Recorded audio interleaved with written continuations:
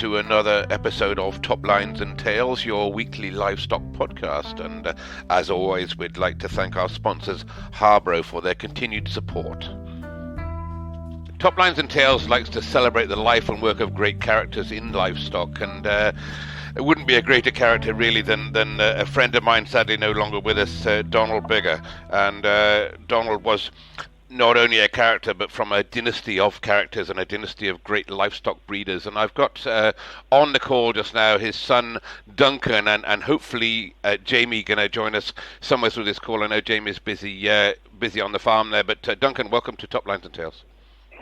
Thanks, Andy, and thanks for your kind words. I think Dad, Donald, certainly a huge loss to us, and I don't think we truly appreciated quite how far-reaching his influence had been on the industry until the mess just started appearing, we are very much just trying to pick up the mantle and do what we can to continue that legacy. And the legacy it is, and not just big shoes to fill from himself, but from your father and your grandfather, going back a long way. The Biggar family. I've done podcasts on various breeds, and the name Biggar just pops up in so many different places, and it will maybe go back just to the beginning of it a little bit. And as I said, the legacy, the dynasty really of the Biggars, really farming Galloway cattle at the Grange there in Castle Douglas, and started in 1820, I believe. Yeah, I think brother James and we are, I think, the sixth generation of Biggars at Grange in Chapelton. I don't. There's no record of when the first Galloways or when we started breeding the first Galloways.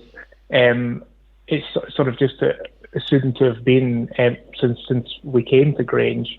But they certainly featured in the first herd book, and I think every herd book through until 2001.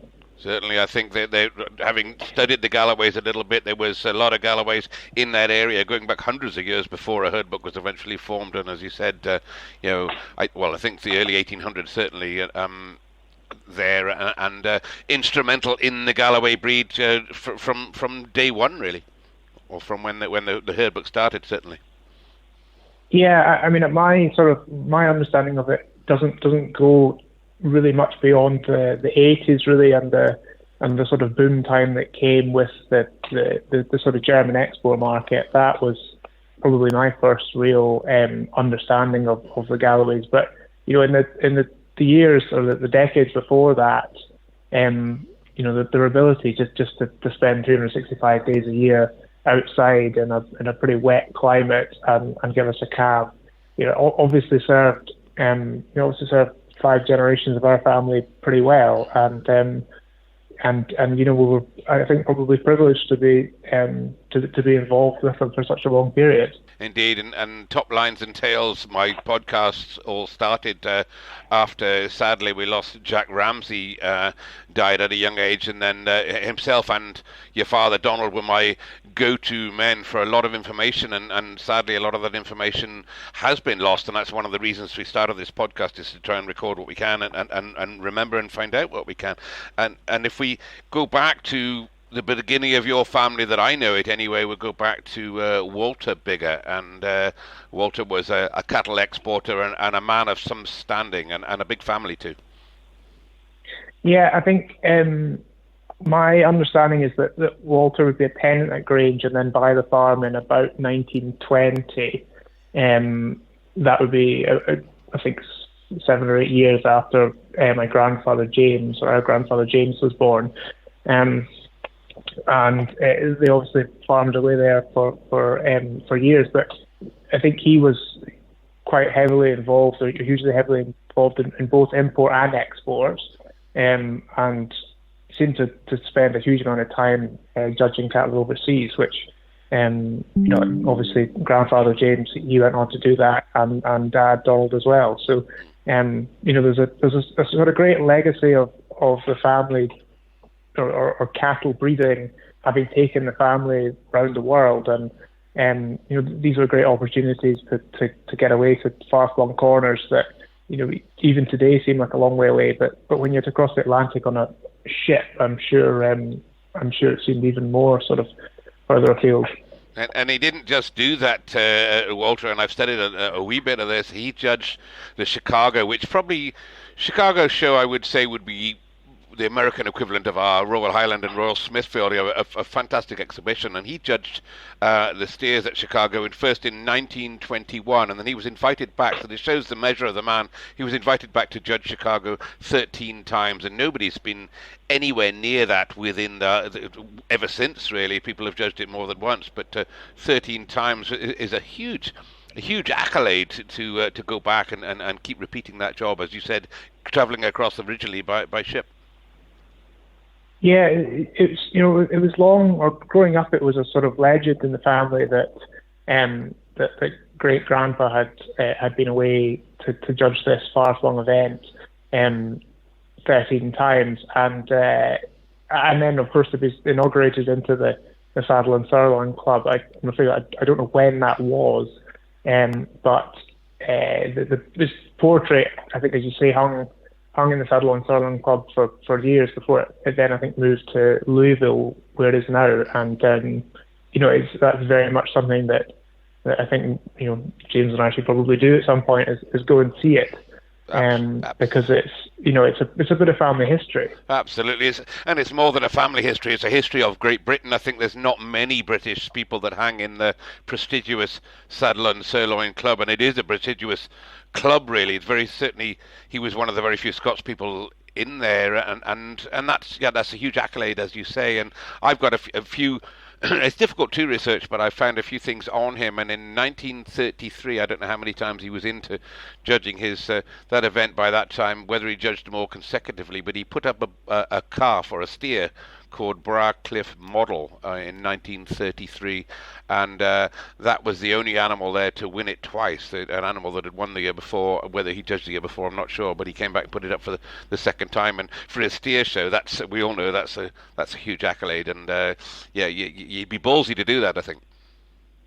Yeah, I mean, if he put it up one year, then it was maybe just looking after himself by putting it up a year later. But yeah, I mean, even to, I mean, I did have a quick look. I think it's somewhere in the region of 3 or 4 days at full speed to cross the Atlantic, and I think like context as well that Titanic went down in 1912, so that's the kind of era that we're talking about. Yeah.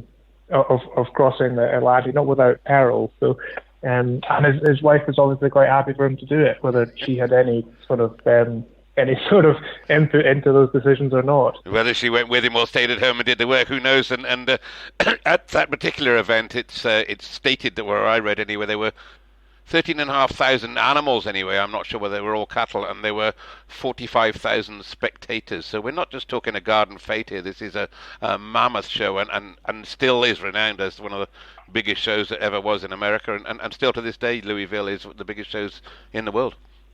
Yeah, I think we've only grown up knowing a big class of a show to be 20, 25 animals, sometimes a few more, but it sort of is beyond our understanding, really, the notion that you'd have these shows and sales with thousands and thousands of animals and even more spectators. That's a sort of golden era or maybe not a golden era, but it's an era that's passed, certainly. And as I say, now if you get a few hundred people around a ring, then there's a bit of a buzz. I can't imagine what it was like when they were all standing with with their hats on and such like, as they would have been. Top hats would have been in the early 1900s. They would have been, and of course it would go on to be a national televised event as the show went on into the 50s and the 60s, and moving on to the 50s and 60s.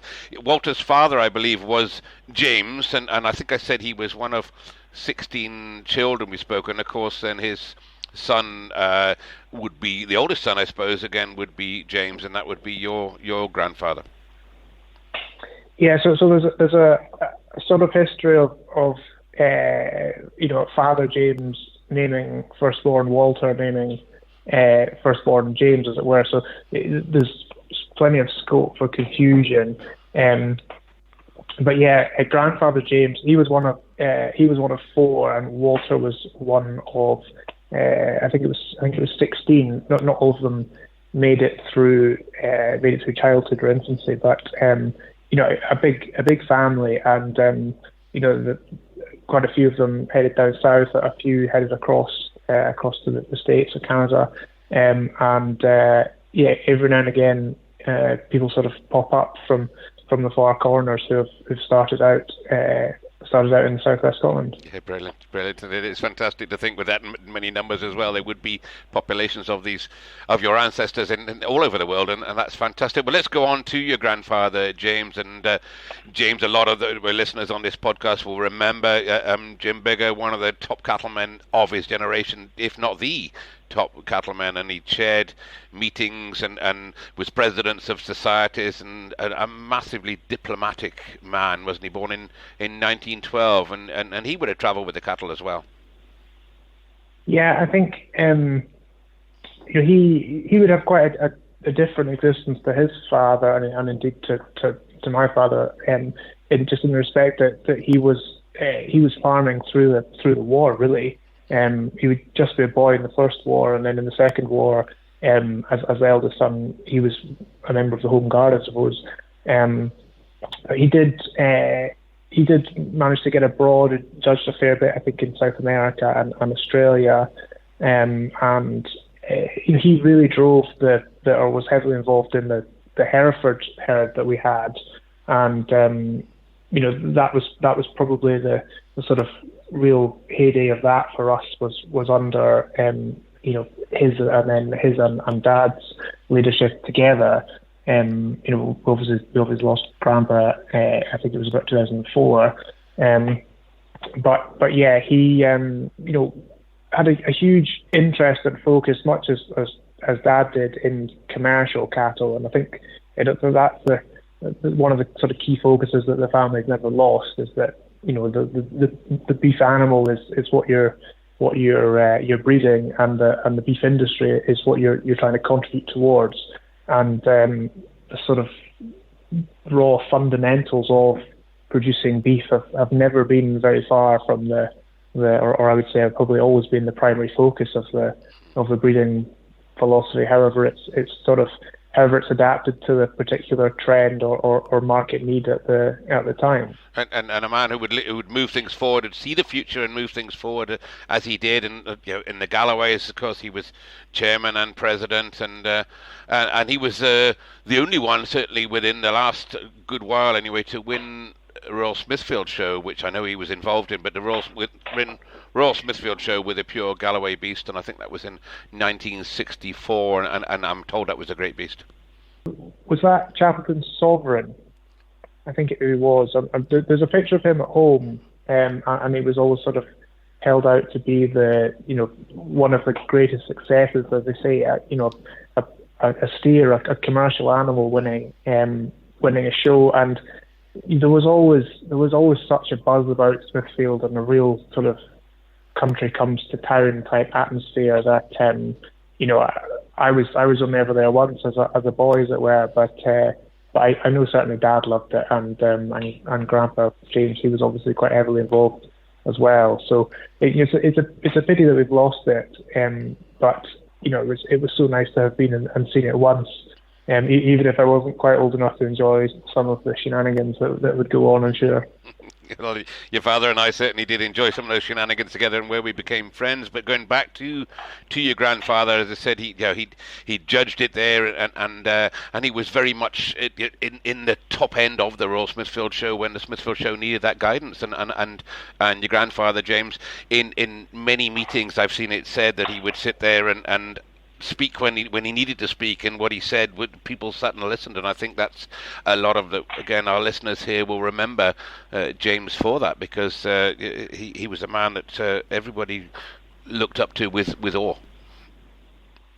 Yeah, I think he and Dad probably shared that the way in which they sort of sat and took in what people were saying, and then sort of offered a fairly brief comment that settled sort of almost settled the discussion, and not a man of huge words, but what he did say was typically worth listening to, and even post foot and mouth, he was quite heavily involved in in deciding, which animals should be kept from the embryo program. There was a story about him and being in a field of shorthorn calves or embryo calves as they were, and somebody sort of suggested, which one's the best one, and he said, they're all good, but I think we're going to keep that one over there. And pointed at an animal that Chappleton Typhoon that would go on to sire, I think, 5 or 6 Perth champions. So, a true cattleman, right until the very end, as it were. And as I said, sadly, we lost your father, age 68, in 2021. So it's a couple of years ago, just now. But having sat with your father and spoke with your father, and him levelling a few disputes before that I was involved in personally with him, which I won't go into detail for diplomatic reasons, but a diplomat he was, and as you said, he could sort an argument out.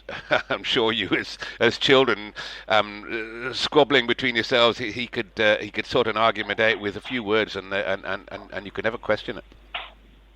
Yeah, I think everybody listening will be more than aware that breed societies and any society of any description, there can be disagreements, and the whole point of showing and breeding is that you pick what you're looking for and you work towards it, and that inevitably gives rise to tension in certain places, and it's not to say that anybody's right, wrong, or otherwise, but sometimes when you just needed some sort of cohesion and some sort of pathway forwards, through various different sort of philosophies and mindsets, you seem to sort of be able to tread or find a path through that. People seem to really admire that ability, and certainly in Dad. And as you say, many have suggested that grandfather had the same ability. So, indeed, as a child, you knew where you stood without any sort of raised voice. It was clear that you knew where things stood. I remember thinking your father would have made a great prime minister, and I know politics he wasn't going to get that deep into politics, but we could do with a lot more politicians that had the ability that he did have to see both sides of the argument and then know which way to turn people to make the right decisions. And I'm just going to pop back a little bit to your grandfather James. I was looking through some old records just recently from the Scottish Farmer yearbooks, which I've just acquired, which I'm quite pleased with, and I didn't realise that there were Ayrshires there as well at Chappleton, and your grandfather James was big man in the Ayrshire cattle as well. Yeah, that's a sort of chapter of history that's not, was never really frequently talked about. I think primarily because Dad was, in straightforward terms, just not really interested in milking cows. But I think it was in the 60s or maybe even the 70s that the sort of milk quota system was appearing on the horizon and coming in, and the sort of real modernisation of the dairy sector was beginning, and it wasn't where anybody in the family's heart lay, as it were, and certainly versus beef cattle, and the decision was taken to it must have been a dispersal of some description, if they'd been pedigree, but as I say, it's not really ever. That's not something that's ever really come up. Okay. So. Okay, and let's move on to a breed that he's probably more known with now and was renowned with back then, as was his father, was the Shorthorns. And I think you set Shorthorns on first at Chappleton in 1942, I believe. I think it tied in with interest in the breed and perhaps even orders coming from overseas. I might need to check that, Andy, but I think that the general consensus was that Walter was bringing cattle or importing cattle under order, or receiving orders to import cattle, and the sort of penny dropped. He just wondered why he wasn't breeding them himself in the UK. So we got started with a shorthorn herd that grew and grew, and as obviously we've still got shorthorn cows at grazing Chapelton today. We'll go into the loss of the Shorthorns and the start of them again, but I will go back and mention one bull, Chapelton Crusader, who, looking again back through the records, there was a bull that made a lot of impact and our Shorthorns enthusiasts here will concur that made a lot of impact into the Shorthorn breed. So it wasn't just breeding them, but breeding the right ones, wasn't it? Yeah, and I think there was also periods when, because of the international connections that the family had, they were very happy to look further afield for animals long before the days of AI and being able or embryo transplants and being able to bring genetics across the pond or take them around the world easily. They were very happy to go out and bring bulls from far afield and bring those new genetics into the country. And I think that sort of being content and being happy to do that and go out and find these bulls was probably a huge influence certainly in our herd, because we were pulling in totally fresh genetics each time a bull appeared. Yeah, and of course, he said, I wouldn't say it's easy, but I mean, it would be a picnic compared to what the guys had to do years in the past, where they got to bring live animals backwards and forwards when the embryo transfer and that came in. Let's just go back to your father. Then he was schooled at Mercoston, and he would have travelled to South America. I know because I spoke to Jim Donald. Sadly, Jim's away now, but Jim Donald telling me that remember seeing him helping him bring out Shorthorn bulls in Brazil when he was a young man, and he also, your father worked with exporting polo ponies. I don't know quite how he got into that ticket. Yeah, so the polo pony story, I don't know how he got into it, as you say, but it was a method of getting around the world essentially for nothing. The polo ponies, you needed a person for every 2 polo ponies to stand and hold one in each hand for takeoff and landing, and he somehow got himself in the jump seat, as it were, as one of the I suppose they were grooms really, and for the princely price of standing holding 2 ponies for probably maybe 20 minutes at each end of a flight, you got yourself across the pond for nothing. So that's where the polo ponies story was. But it was really just a method of getting himself to some cows on the other side of the world, and it seemed to be quite effective, Andy. He got a free ticket round the world. Was he into his horses? Was he? Don Livestock was a horseman. I know your sister, maybe she had horses. Did you have horses as youngsters? My sister Rachel had a pony, but it's interesting. It brings to mind a time only. Well, I mean, I say only a few years ago, but it was probably a decade ago, when Dad and I we were both at Limerick Show in Ireland, and Dad was judging the Anguses, and they went on until I don't know, sort of midday, 1 o'clock or something, and we were wandering around the rest of the show, and of course, being an Irish show, the horses dwarfed the cattle, and you watch a few classes and. You could see he was beginning to get his eye in to what the judge was looking for, and it was by no means an expert, but by the time he'd watched 2 or 3 classes, he was able to pick out what was going to fall pretty close to the money, and I think it's just that ability to look at an animal of any description and know if it's walking soundly or if its structure looks to be in order.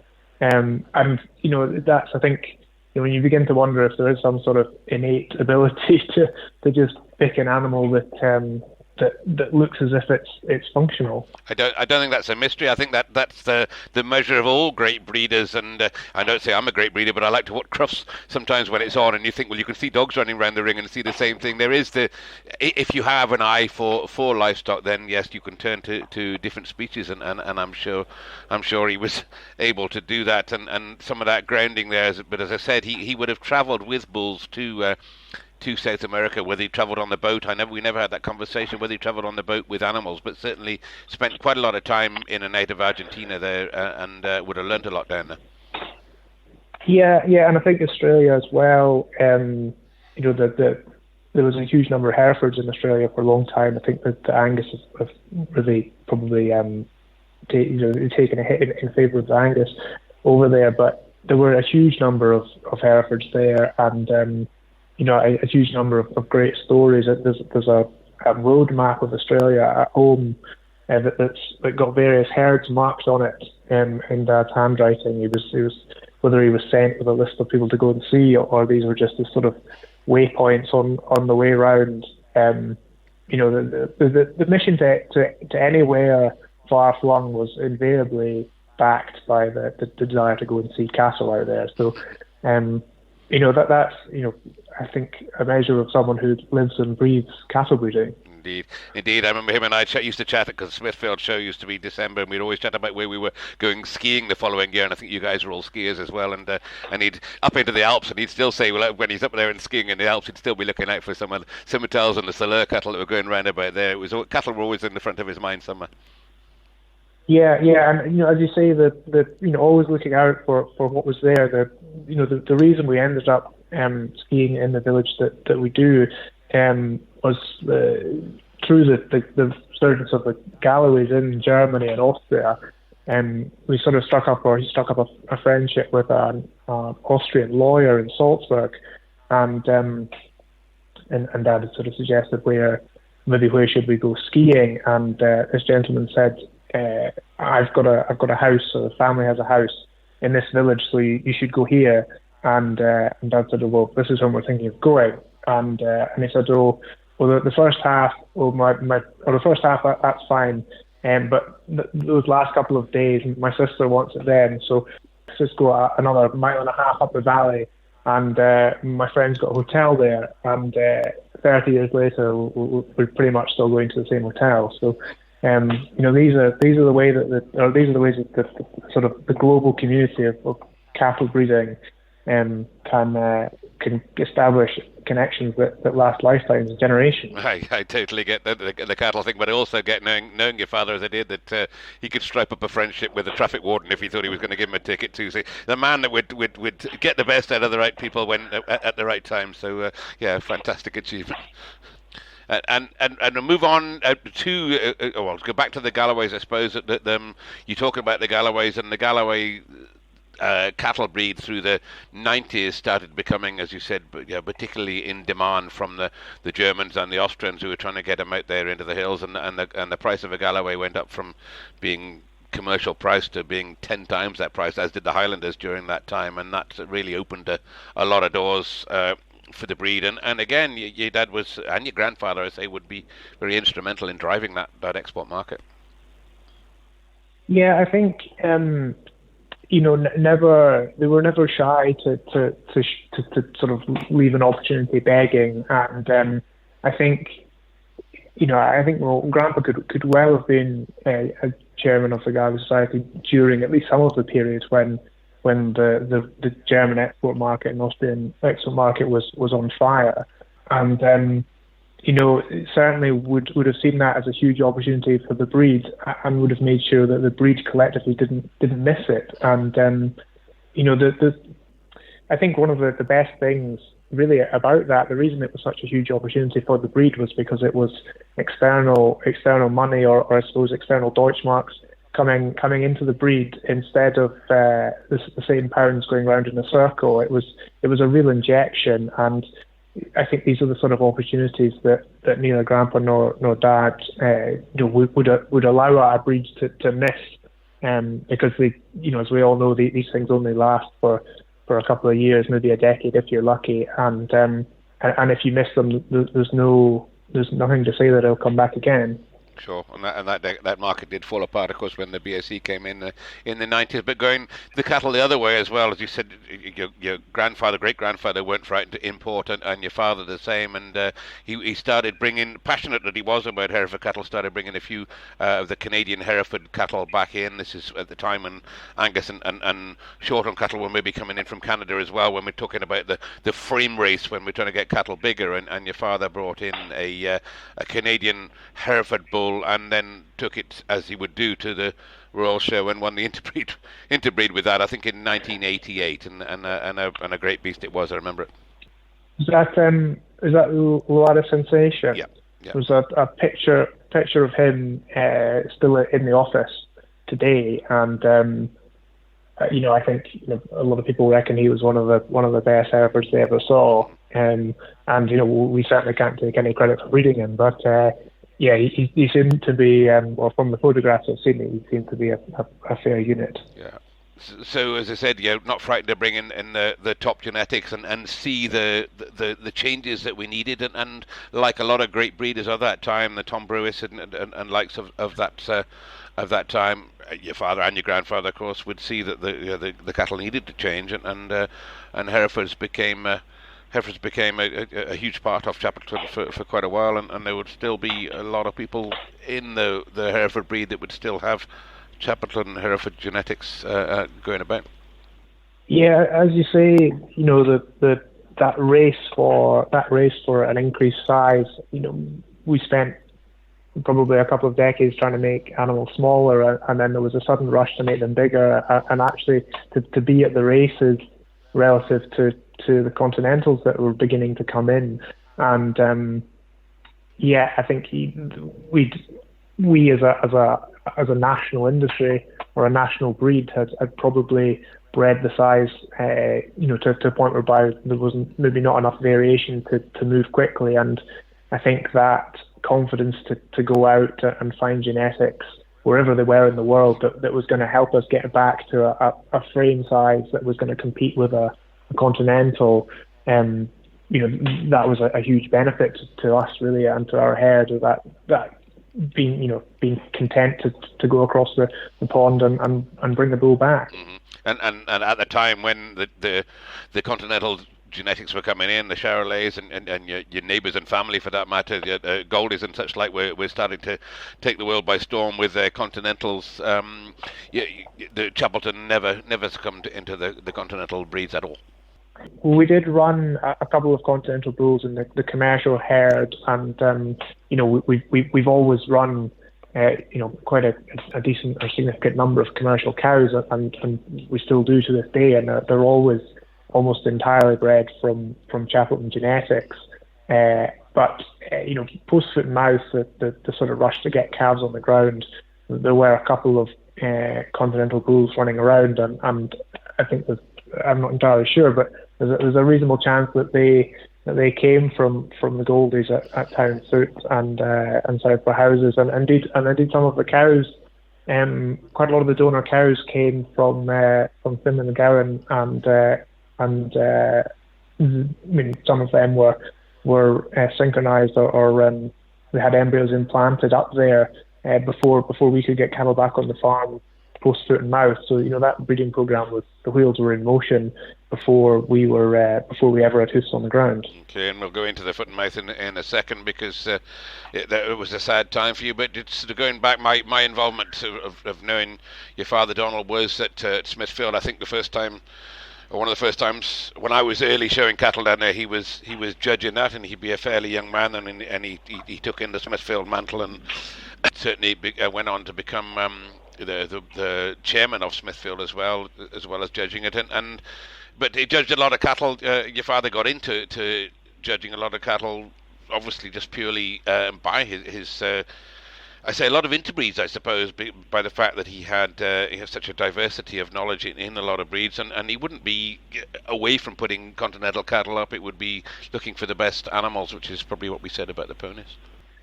Yeah, I think that it comes back to this sort of constant focus on what was going to be the best beef animal, and there was no particular breed bias when you're looking at an interbreed lineup, and the best one there has to win in his eyes, and there was certainly no consideration for what your favourite might be, and I think that that integrity is something that he was hugely proud of, and through whether it was his breeding or those he'd sold, or indeed his sort of time with a shirt and a tie on, whether that was at QMS or involvement with NFU or NFUS, that integrity, as I say, whether it was a bull sold or a meeting or or anything else for that matter was hugely important to him, and was never something he would ever cast any doubt on.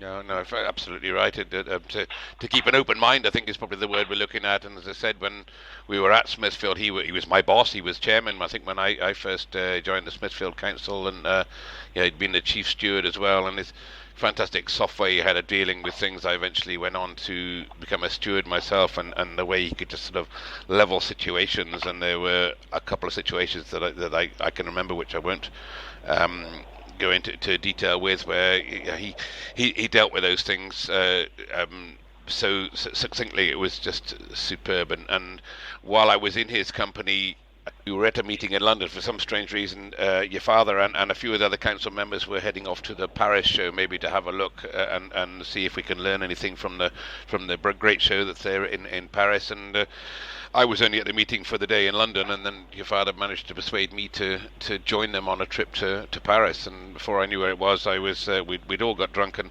I'd slept the night on the floor in his room, and we headed up on the Eurostar the next morning into Paris, where I had no passport. And just how he persuaded me to do that, I don't know. I don't think my wife ever forgave him, but a couple of fantastic days in Paris, and he seemed to know all about the cattle in Paris as much as he knew about the cattle everywhere else. And great fun times. I'll tell a wee tale while we're involved in Smithfield, because obviously the Smithfield came to an end sadly, but I do remember the last Smithfield show. There was a kist party, and by this time the security in Earl's Court had got a little bit more aggressive, should I say, to the fact that all these farmers were in town and having a massive kist party, which everybody will remember, in 2004, which was, at the time, we all thought there was going to be 2006 Smithfield show, and which never happened, sadly. But 200 or 300 people in at a kiss party, and all the security guards surrounded the place there. And your father said, "Right, Fraz, that's your job. Just go and sort these guys out for an hour, because we've still got some partying to do." So he went in the kiss party, left me outside to deal with the chief security guard, who was controlling a couple of hundred bloodthirsty guys who were looking for a decent scrap with some Scottish farmers. And my job under his direction was to keep these guys at bay until we'd all drunk enough and we could all leave peacefully. And that was a great memory that I have of Donald doing his delegation, but smoothing things over that could have easily gone very wrong. And also remember at Smithfield Show, he was very pally with the vet, with Michael Mims, who sadly just died this last week, actually. And Michael Mims is a great guy that everybody at Smithfield will know. And Michael used to have a room downstairs in one of the floors in the middle of nowhere in Earl's Court, as there were plenty of them, and a little room down there. Donald and I used to go down and share a pork pie and some drams of whiskey with Michael Mims, who was from Leicestershire. And great times, absolutely great times. So I'm just sort of giving a little bit of my own experience of your father and how much I thought of him. Anyway, let's move on. Donald, we don't want to get maudlin about this, but in 2001 became another very sad day at Chapelton when Foot and Mouth took over the UK, and sadly took out a lot of the great genetics, and a lot of those great genetics came from that southwest of Scotland area down there, and taking out your Uncle Jim Goldie, and of course the farm there at Chapelton, and some great genetics went by the way. Yeah, I think it's one of the sort of chapters of British livestock history that that we all need to be aware of, but equally we don't open it with any great regularity. And as you say, there were the Galloway herd was obviously the line of Galloway genetics was obviously broken, which had run for several generations, and then obviously we lost the Shorthorn herd as well, and then obviously the whole commercial herd, which in and of itself was a huge job to restock that, it was pretty hellish, really, to be really honest with you, Andy. And I don't think a day that any cattle breeder would ever really look upon with anything other than horror. You're right, indeed. But I mean, gathered himself by the shoestraps, as did said your Uncle Jim as well, and anyway, let's move forward and move on, and he did, and he took a decision to restock, and didn't restock the Herefords, and didn't restock the Galloways, but restocked with Shorthorns and with Angus, and again that was a commercial decision that Donald took. Yeah, so I think the Herefords might actually, they left just before Foot and Mouth, and they were sold as a herd, lock, stock and barrel, as it were, and I'm afraid I can't quite remember where it was they went. So they departed just before Foot and Mouth arrived, and then, as you say, the Galloway herd and the Shorthorn herd and the commercial herd, they were totally wiped out. And I think there was probably not very much discussion involved in terms of whether the Shorthorn herd was coming back or not. And in terms of genetics for that, a lot of them came from North America, and that was the sort of main focus. On the pedigree side, there was obviously a huge drive to get the commercial herd back up and running, because obviously that was cash flow and the staff and such like, and to look after and to keep paying for. So that was the sort of initial driver was commercial cows on the ground, and from a pedigree perspective, the first round of embryos was Shorthorn based, and amongst those commercial cows that came in were sort of a handful of pedigree Angus cows, and as you do as a cattle breeder, you get sort of half interested in what they are and where they come from, and which ones might be sort of more suited to the job than others. And before you knew it, Grandpa and Dad were sort of trotting off to buy an Angus bull, and that's really where the Angus herd started, and then the sort of later round of embryo transplant work we did, that involved quite a number of Anguses that again had come over the Atlantic, and really formed the foundation of where we are now with the Angus herd. And there would have been some Galloways across the Atlantic. I've spoken to Peter Hunter Blair on this podcast before, and I know they brought some Galloways in from Canada, but I don't really think your father had the heart to start a Galloway herd from nowhere, and maybe he didn't see it as an economic viable proposition. Yeah, I think there was there was obviously a break in the line, and I think Dad's position was really he didn't want to restart a herd purely because of the history, and he certainly didn't want to leave us with a herd of Galloways that we had purely because of the history. And I think times had changed considerably, and by that point the Continentals were dominating the industry, and I think they sort of stood back and just asked themselves whether they thought that restocking the Galloways was the best way forward at that time. And I think they decided that, particularly with a bit of Angus genetics having come in almost by accident, that maybe the Angus was a better way of safeguarding the future of the farm and the family, and that's where it ended up. And I think, as I said when I spoke to you before, whether that was the right decision, the wrong decision, maybe for other people to comment on. But I think there are some times when history has a line to be drawn underneath it, and I think that the time was right for the Galloways not to come back, and for us to move on to the next challenge, as it were. Fantastic, and a sensible idea, as you said, other people to judge on. But I'm going to mention a name. While he was sourcing a lot of cattle in Canada, a name of Rowley Bateman, and Rowley's a listener to this program, I know, and he was instrumental, I think, in some of the sourcing of some of those genetics. Yeah, we were fortunate in that Dad had been out to Canada, I think maybe even twice before Foot and Mouth, and in the maybe 4 or 5 years before Foot and Mouth. So he had a sort of base level understanding of where he was going and what he was looking for, and as soon as he could, he hopped on a plane back out there, and he told the story of going through a sort of filtering process at immigration, and are you from Scotland? Are you from a foot and mouth affected area? Right down to the point of, have you come off a farm?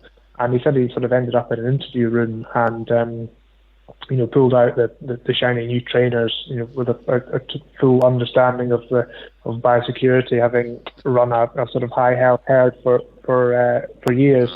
But he got back out there and saw a few people and saw a few cows, and I think was hugely appreciative of breeders out there who allowed us to flush cows that they wouldn't ordinarily have done, and that was the cattle world pulling together, as it were. But it was Rowley who was pulling the strings on the ground, certainly from that point on, and he pulled it all together, and we couldn't have done it without his support. Another end of the program, as it were. So Rowley was a huge help there, and then of course it was great to see Rowley when he came over, and he's been over a couple of times, and I think for him to see the product of all the work he did for us in that program must have been really quite rewarding. And you say the product as though it's something fairly simple, but I do know that I think your father was quite proud that he held the record prize for a short-on bull and the record prize for a short-on female, both at the same time. So he didn't just get back in there as the biggers would do. You took him to the top. Yeah, I think that sort of real commercial focus on the beef industry. That was quite clear in the genetics that came in from Canada, and there were one bull in particular, Typhoon, who was an embryo transplant. He, for some people, was maybe a bit too extreme. He maybe had an ounce too much of a Belgian Blue for some people, but when you put him across a sort of a framey shorthorn cow with good milk, you got a nice sort of moderate bull that just had that extra bit of fleshing that he thought the market really needed, and he just sort of caught the wave or caught a wave in the shorthorn breed at the time, and Typhoon Sons became hugely desirable, and as you say, went on to sire, I think, 5 or 6 champions, and then of course holding the top prize. I can't quite remember if the heifer Honeysuckle was a Typhoon daughter. She could well have been, but I would need to look back and check that. I'm sure there'll be plenty of people that listen, enthusiasts that listen to this podcast, that would give you the exact answer straight away. So you're forgiven for that, Mr. Mina. And let's just move on to a little bit of other things that your father did, because it wasn't just a bit like his father and his grandfather. It wasn't just about breeding cattle, and we'll be going on to what you're doing commercially now in a second or two. But he went on, and one of his passions was QMS, Quality Meat Scotland, and he ended up being in the chair of QMS for 6 years. And QMS they had a place to play in the Scottish industry, and still do. And I think I remember your father being very, very passionate about that institution. Yeah, I think he was always keen to get off farm and be involved in things. I think that the longest running one, Andy, was probably West Cumberland Farmers or WCS, that I think started life as a sort of farmers cooperative or maybe more similar to a sort of buying group now, but had developed into a limited company, and then I think probably PLC, and he was still chair of WCF when he passed away, and to sit on there for I think several decades was that was something he hugely enjoyed, and then, as you say, in QMS he did I think two terms, maybe slightly more, and he loved doing the work there to really just try and bring beef onto more people's, or bring Scotch beef onto more people's plates. And I mean, they had plenty of fun with. I think he was at the helm when they managed to get beef exports back into France, and that was obviously a BSE hangover that the French had held on to. And I know that the trips to Bocuse d'Or and such like to promote to promote Scottish beef out there were a huge amount of fun, but there was a huge amount of hard work involved. And I think it was a period when it was something he enjoyed hugely. And he was quite happy to hang up his hat at the end of the day, as it were, on that. But certainly times that he looked back on very fondly. Yeah, and he came over that he enjoyed doing all these roles. That's the thing, and he wasn't the stern one at the top. He enjoyed doing the roles, and I think that sort of, when you're trying to promote something, you could see he believed in what he was doing, and B, that absolutely enjoyed doing that. And as you said, putting a bit back to the industry and trying to promote, or as QMS does, to promote Scottish beef and lamb, for that matter, to the world. And he was also involved in NFU, and I seem to remember the NFU, there was a story about them, the Irish beef coming into the country there. He got involved in that one too, in his diplomatic way. Yeah, and it's not a story I knew sort of a huge amount about, Andy, but it there was obviously a pretty significant disagreement that came to a head in Port Patrick or Stranraer, and I think there was plenty of sort of heated actions, almost, as it were. And I think that diplomacy was really quite important then, just to prevent things boiling over. Well, I heard they were throwing Irish beef into the sea, and he went down there and said, "Well, don't chuck that away. It's too good to throw away," and persuaded everybody to go home and have the dinner. I think that's kind of how I saw Donald dealt with it. Yeah, as I say, it's not an episode I know a huge amount about, but it was certainly it was a flashpoint in his time in the sort of outpots of politics, in inverted commas. and he was a board member of the SRUC, of course, and was the SAC, and Mordnham he was involved in as well, and there were a lot of businesses that he stuck. He gave his expertise to when required, and without wanting anything in return. Yeah, I think he was particularly interested in Morden and that. The glimpse I would get into that annually was at the Highland Show, and I think it comes back to that sort of wanting what's best for the industry, and any advances in animal health. That was certainly something that he was hugely keen on, animal health and biosecurity, and doing everything possible, and putting a considerable amount of effort and time into having as clean a herd as you possibly could do, and that sort of shone through from the breeding right through to his involvement in Morden and SAC or FRUC. Brilliant, and of course you said the biosecurity as well through his experiences with the foot and mouth that we mentioned, and your father was recognised with an OBE, which is a great accolade to have in the family. I think your grandfather had something similar, but that's it's nice to be recognised with that.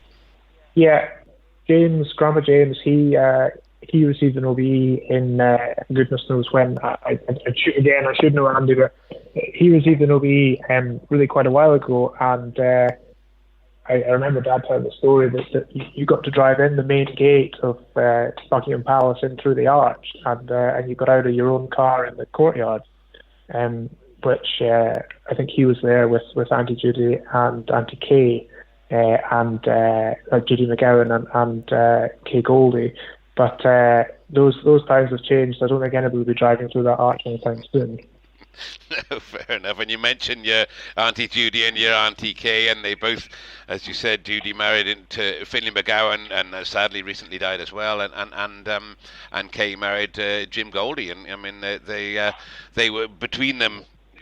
The Biggars were in those. They say behind every good man's a good woman, and I think both those places would admit that they were as much a powerful force, maybe, as your father was in guiding the beef industry forward into the millennium.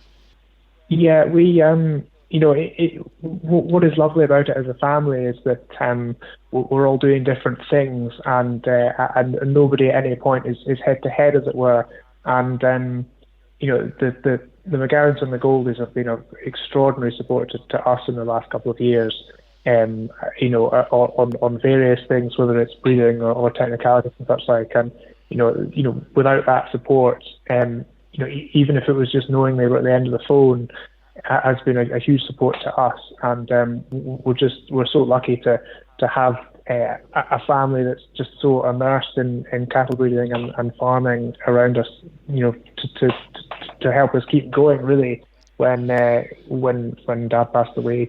And that's great, not just that support, but of course they're both in cattle breeding families at the very top of the game in their own rights. And then going to yourselves, then there's your brother Jamie, who doesn't look like he's going to be able to manage to catch us, because I know he's calving and lambing and doing, well, would I say he's running everything at home now, Duncan, or you still get involved? I'd say he's running most of it. I'm 1 day a week at home, so still sort of involved on that basis, but 4 days sitting in an office, unfortunately. But he's got the reins at home mostly, and it's the season's come around, and we're, I would say, probably somewhere between 2/3 and 3/4 of the way through calving, and touch wood, it's going well, and the sun's now shining. It wasn't shining a few weeks ago, but we're just getting warmed up, and last year's calves are just coming forward, and bulls and such like will be getting turned out, and hopefully there'll be a few customers around for them, and bulls back out come June, and we start again. Tell us a little bit more about what you do there at Chapelton, and what the logistics are, cattle numbers, sheep numbers now. The two pedigree herds are sitting somewhere between sort of 60 and 70 cows each, and then a sort of healthy drove of heifers coming through each year to try and keep a bit of genetic progress rolling on. And we're trying, I think, quite hard to use homebred bulls where we can, just bulls that we know the history of. And Neil McGowan talked in his Nuffield about the sort of the Farlap theory that he put forward, and this notion that we weren't trying to breed something because it had an ounce of class 4 generations back. We were trying to, in his words, stack the pedigree with midfield finishers, and I think that the beauty of using your own bulls is that you can do that. You can know everything about every female in that pedigree, and really pick the ones that you think are going to stand the test of time. So that's what we're working with, really, in both herds, but I would say probably more the Shorthorns and the Anguses. We've got a Shorthorn bull, Mayfield Powerplay, who's an embryo, or he's an embryo, and you go back a few generations, and he's heading into similar genetics that we brought across the Atlantic in 2001, 2002. So that's quite exciting. And then in terms of the Anguses, we're using a couple of Fordle bulls, and also a couple of homebred Angus bulls. A story you might quite like, Andy. Alistair Houston at Gretna House, who sadly passed away not too long ago as well, but he and Dad got on very well, and there was always a leg pull here and there, and we had a couple of Robber and Elysium daws that we'd used a couple of years ago, and they just didn't really click with our cows, and we had 2 or 3 left in the tank, and I don't know how, but Ali had somehow worked out that we had some, and he sort of appeared on text on Dad's phone and wondered if he could buy them, and Dad said, of course you can't buy them, that's they're priceless, you can't buy them at all. I said, but we can swap them for some Gretna House blacksmith. Okay. So we did a little trade with Ali, and I think he didn't really get anything, and we got 2 stock bulls. So so that was a bit of a winner. And yeah, those 2 stock bulls are running out at the moment, and obviously they're pretty genetically close to each other. So we've used both of them in the commercial herd a bit, and just trying to push some strong growth figures into some of these cows, and just keep the focus on the commercials. Sure, and Blacksmith was a great commercial bull, but a great pedigree bull as well, wasn't he? And done a lot in the breed. And you say the commercials, what sort of numbers of commercial cows do you run there? Because you run a fairly big spread. Yeah, I think there were somewhere in the region of 350 cows total to calve this year, or this spring, as it were. So, the commercial herd's operating somewhere around about 230, 240 cows, and they're all homebred. The only animals on the farm that don't carry our herd prefix or UK number at the beginning are a couple of pedigree stock bulls. Okay. Every female on the farm is homebred, was born here, and that's something we're hugely proud of. And I think if you're trying to sell pedigree bulls with a commercial mindset, it really helps if you can use them yourself in a commercial environment and prove to yourself that you're picking the right ones. Sure. And look back down the pedigree, and your name's all the way down the bottom line there, and it's something everybody would be proud of, I think. And let's just move on to yourselves and your sister, actually, because Rachel was working away, I think, when your father passed away, but then she took it on herself to do some work for the RSABI, and she went and raised a bit of money. Yeah, she did extraordinarily well. I think she lives out in Greece, and I feel a little bit distant from things, and decided that she was going to have a go at a running challenge. I think it was 100 kilometers in a month, not a mean feat generally, but to do it in the Greek heat, and indeed sort of perched on the side of a hill, where there wasn't much flat country at all. So she put herself through that, which was incredible, and garnered a huge amount of support, and generated a huge amount of money for RSABI, and she did fantastically with that. Something your father would have been proud of course. And I'm going to move on to another subject your father and I had conversations about, because I've discussed rugby matches with him in the past, and you've got rugby history in your family too, and not everybody on this podcast is a rugby fan, but I am, and it's my podcast, so we can talk about this. Your uncle Alistair Biggar, I think, played for Scotland. Yeah, so Alistair, I think, would be a cousin of Dad's, so sort of another jump across from us. He obviously did very well in his rugby playing days. And then Mike, another cousin, went on to, I think, play for the Lions. So yeah, there's a bit of rugby genetics there.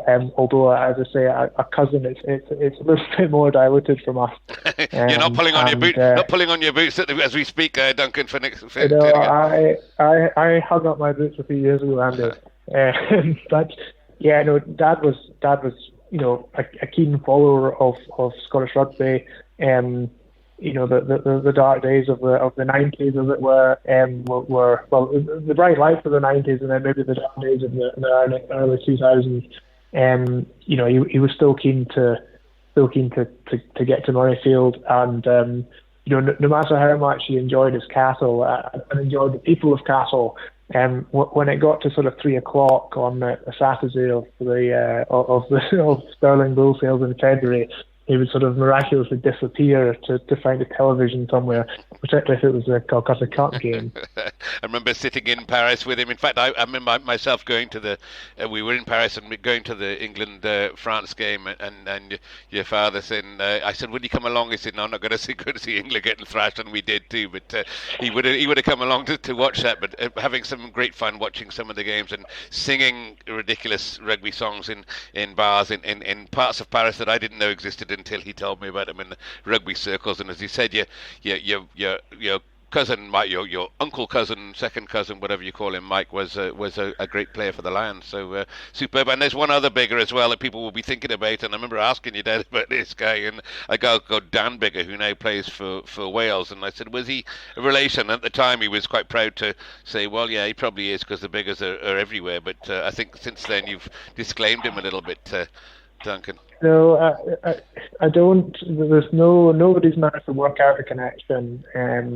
So no, I don't think we can. I don't think we can claim a connection to cousin Dan, as I once referred to him. I sort of made one or two disparaging remarks about the Scotland team a few months ago, and I think that sort of sealed the fate that he would no longer be cousin Dan. He's no longer welcome back at Chapelton. Well, there you go. It's great to chat away from the cattle, and just mentioning you said overseas and. James's brother, I think, Willie. We're talking about cousins here again. William or Billy flew in the RAF, and another brother, Andrew. Would I be right that flew in the war as well? It's a lot of these beggars have gone around about the place. Yeah, well, obviously, Grandpa James, that generation fell straight into the Second War. As I say, he was at home with a pitchfork. And he had two brothers who were three brothers who were away. As you say, Billy was he was flying. Andrew, I think, spent a large proportion of the war as a prisoner of war. And Kenneth, I think, would spend some time, or perhaps was too young. I can't remember, but he actually ended up back then home running a feed business that actually ultimately became part of West Cumberland Farmers that Dad was chairman of. Okay. And that feed business was based just at Dalbeattie, so sort of 3-4 miles down the valley, not far away at all. Okay. And you mentioned to me when we spoke the other day that you just had a cousin visiting, and I imagine they prop up all over the place, and he came over and wanted to know all his history, so you've done a little bit of research yourself. Yeah, the combination of you being quite keen to talk about things, and actually a relation from a distant pasture, as it were, coming to visit, has sort of spurred us to do a bit more homework, and you often find that those who've ended up furthest from the tree are those that know most about where they've come from, which is it's almost a slight embarrassment, really.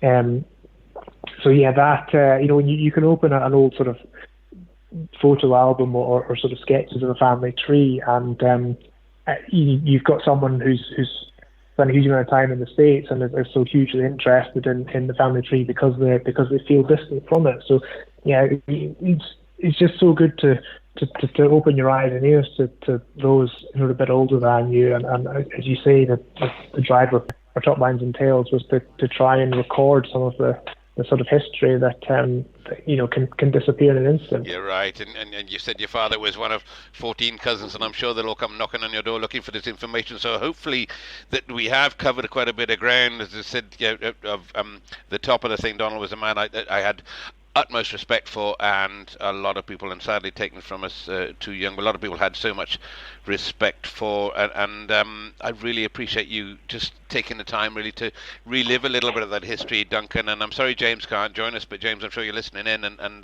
getting on with your carving, and it's brilliant that you guys would have given me some more insight into such a great man.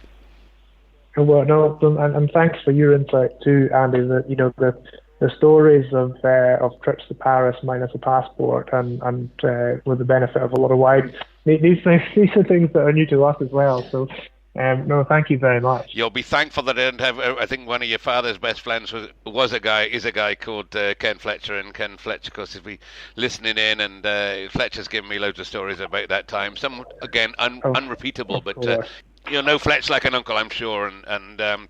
He there's a lot of stories here that can't be told, which is that's even better. Yeah, and I mean a huge, outside of farming, a huge passion of Dad's was fishing, and there was a spell when any opportunity to disappear and spend a few hours on a riverbank, that was what he would choose to do with his time, and Fletch and the rest of that sort of fishing team were great pals, and they would disappear off up the west coast for a week a year and have an absolute ball. And there were many years when Kenny would be down for Dumfries show, and indeed also the sort of heyday of the galleries that we've spoken about, down to report on the sales. And I don't think there was a great deal of sleep had in those weeks, to be perfectly honest. And I obviously must mention your mum Emma as well, and please just send her very best, and I hope we've done Donald some justice on chatting about him on Top Lines and Tails this week. Yeah, she was really pleased to hear that that you'd approached me at Stirling in February, and that you were quite keen to do something. And there's only a sort of limited amount that we can cover, as it were. But if we can even just convey a sort of token of who Dad was and sort of what he stood for, then hopefully we're doing a good deed, as it were. Well, Duncan, I really appreciate you chatting to us on Top Lines and Tails, and as I said, it's a very passionate one for me, and a longer episode than normal, because a man I enjoyed talking about, and a man I enjoyed his company, and Duncan, I've enjoyed your company today. Well, thanks very much, Andy. It's been a pleasure to speak to you. Thanks very much. Thank you for listening to this week's episode of Top Lines and Tails, your weekly livestock podcast. And as always, we'd like to thank our sponsors, Harbro, for their continued support. At this time of year, the weather is starting to pick up at last, and of course, turning out of those cattle is on the horizon. So now might be a time to think about getting magnesium buckets into stock there. And don't forget that Harbro's triple mag buckets are fantastic quality with multiple sources of magnesium to ensure your cows are covered against the risk of grass staggers. So contact your local representative or find a little bit more about Harbro on the internet. And while you're on the internet, don't forget to look at our Top Lines and Tails Facebook page, where you'll find more information and photographs to back up this and previous episodes.